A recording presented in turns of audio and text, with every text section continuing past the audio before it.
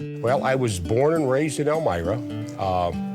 We moved in 1948. We moved to an area of the city where it was at that time was considered a major sports complex for the high schools. And they had all types of football games there. They had two major high schools in the city of Elmira that played there. Plus, during the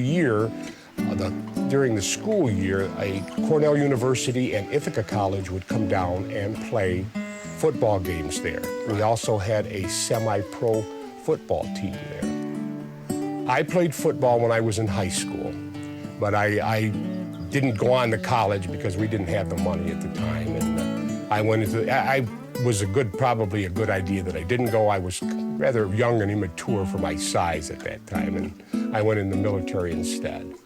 When we first moved to where we lived by what was called Parker Field, I was probably 6 years old at the time, and we would always go whenever there was any type of a sports activity that you had to pay for, which was generally football. We would go up and sneak in the park because we knew where all the special spots were, where there was no security, that we could climb up the back of the fence into the bleachers.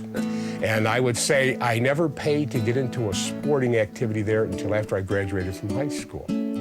Of course, the school now that I went to is a junior high, and they call it the Ernie Davis Junior High. I don't know if you're aware, but Ernie Davis was the first black Heisman Trophy winner, and he played football. He was 2 years ahead of me in high school.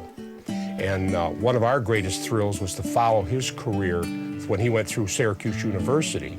And then when he got drafted to play for Cleveland, which broke our hearts at the time because we didn't want him to go to Cleveland. We wanted to go to a New York team. Right. But he was going to go to Cleveland. But then he died before he ever had a chance to put a uniform on. He died of leukemia. He died of leukemia. And they're actually making a movie of his high school or his college career right now. The movie's called The Elmira Express, because that's what his nickname was. I became a Bills fan following one particular player, Phil Villapiano. He was a linebacker for the Oakland Raiders. And we had a very good close friend of mine who I had actually started working in the prison system with was a distant relative of his. And they would have a family group that got a bus out of Elmira, and we would follow Oakland games whenever they would come to the East Coast.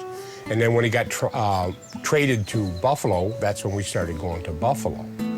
So that was I can't remember exactly what year it was, but it was in the early 80s that he went to Buffalo.